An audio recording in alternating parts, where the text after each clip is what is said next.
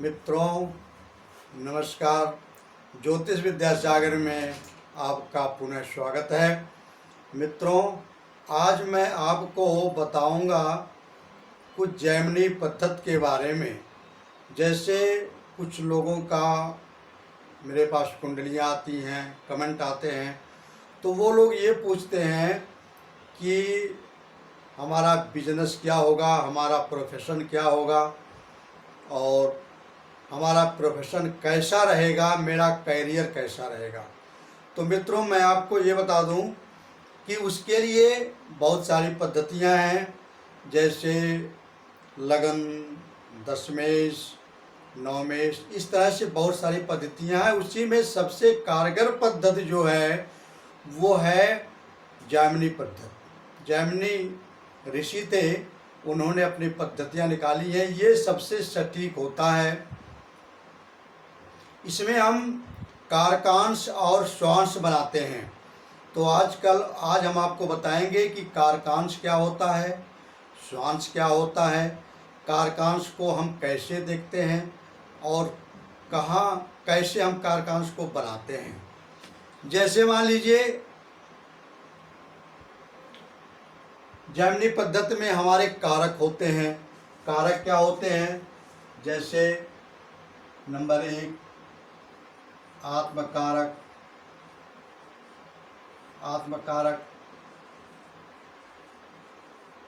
Number 2 अमात्मकारक,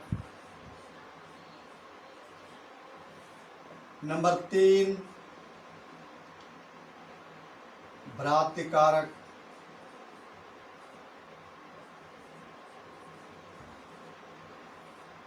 number 4 मातृकारक,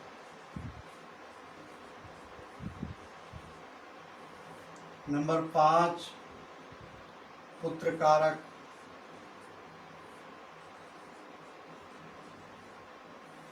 number 6 Dara कारक, नंबर 6 पर रहेगा ज्ञात कारक। ज्ञात कारक या कुछ लोग जात कारक भी बोलते हैं।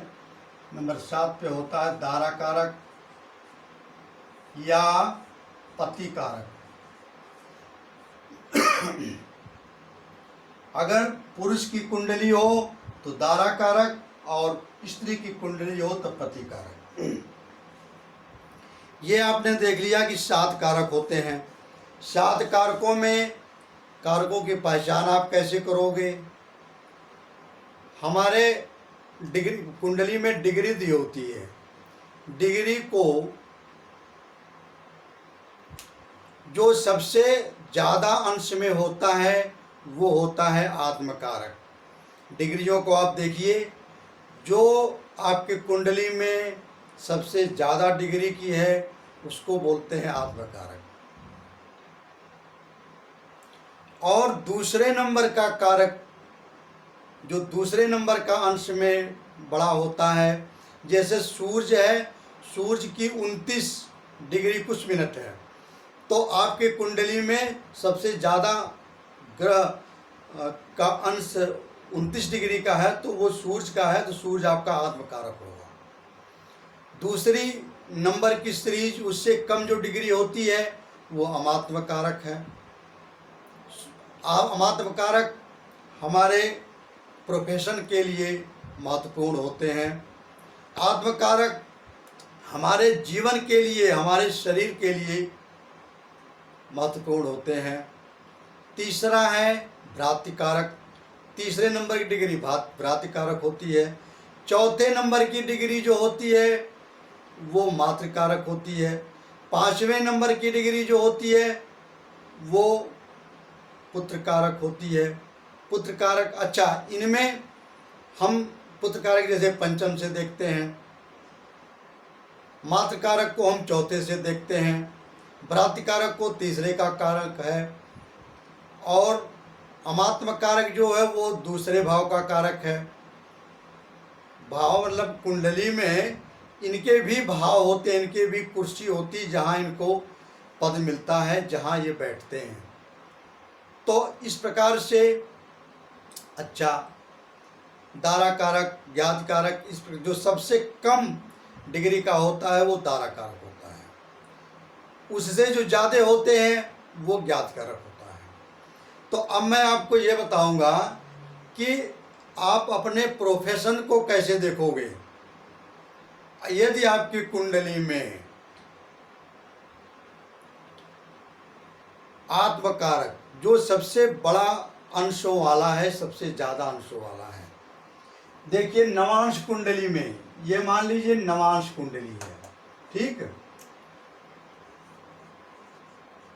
नवांश कुंडली है। अगर मान लीजिए सबसे ज़्यादा अंक सूर्य का है हमारे कुंडली में, लगन कुंडली में, क्योंकि डिग्री तो हम लगन कुंडली में ही हमें मिलेगी। लगन कुंडली में सबसे ज़्यादा जो अंशों का है वो सूर्य है, वो हमारा आत्मकारक हुआ। अब देखिए वो नवांश कुंडली में किस राशि में बैठते हैं, किस राशि में बैठते हैं। जैसे सूर्य है यहाँ पे, यहाँ हमारा आत्मकारक है, तो ये सूर्य हमारा 6 नंबर की राशि में बैठे हुए हैं, तो इसलिए 6 नंबर की राशि का मालिक जो हुए वो कौन हुए, हमारे कारकांश हुए। 6 नंबर की राशि 6 नंबर की राशि कारकांश हो गई। अब वही 6 नंबर को हम लगन बनाएंगे और 6 नंबर को नंबर 1 वाली खाने में लिखेंगे 6, और वैसे जैसे जिस राशि में जो ग्रह बैठे हैं, पहले हम एक कुंडली बनाएंगे, उसमें हम 6 नंबर राशि को सबसे ऊपर लिखेंगे और फिर एक कुंडली बना लेंगे 6, 7, 8, 9, 10, 11, 12, 1, 2, 3, 4, 5। अब हम अपने लगन कुंडली के हिसाब से जो ग्रह जहाँ जिस राशि में बैठे हैं उसको हम उसी में बैठा लेंगे, वो हमारी हो गई कारकांश कुंडली। अब कारकांश कुंडली से हम ये देखते हैं कि हमारा कैरियर कैसा रहेगा। कहीं हमारे आत्मकारक और अमात्मकारक दोनों 6, 8, 12 में तो नहीं बैठ गए। उनसे हम दशम को भी देखते हैं कारकांश में, दशम, दशमेश, लगन, लग्नेश, इस प्रकार से हम कारकांश से ज़्यादा हमें पता चल जाता है कि हम किस प्रोफेशन में होंगे और हमारा प्रोफेशन कैसा होगा और कुछ योग बन रहे हैं या नहीं बन रहे हैं। कौन कौन से योग बनते हैं जामनी कुंडली में हम आपको अगली वीडियो में बताएंगे। जैसे दारा कारक और ये आत्मकारक और अमात्मकारक, अगर वो कुंडली में एक खाने में 4, 7, 10 खाने में बैठते हैं या 5 और 7 में बैठते हैं तो वो एक योग बनता है। तो इन योगों के बारे में हम आपको अगली वीडियो में बताएंगे। अच्छा, श्वास देख लीजिए। जैसे हमने 6 नंबर की राशि बना दिया, कारकांश कुंडली बना दिया, अगर हम लगन कुंडली के हिसाब से उन ग्रहों को बैठाएंगे कारकांश कुंडली में, वो तो हमारा कारकांश कुंडली हो गई।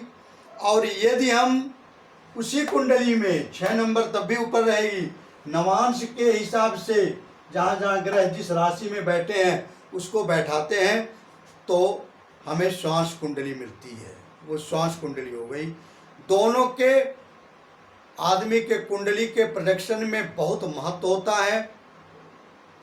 इसकी चर्चा हम आपको आगे करेंगे क्योंकि ये विषय क्षेत्र थोड़ा बड़ा है, छोटे से इस वीडियो में नहीं आ पाएगा। अगर इसकी चर्चा किए तो वीडियो घंटों में जाएगी। इसलिए हमने आपको ये बताया कि कारकांश कुंडली और नवांश कुंडली कैसे बनती है और उसमें डिफरेंट क्या होते हैं। मित्रों,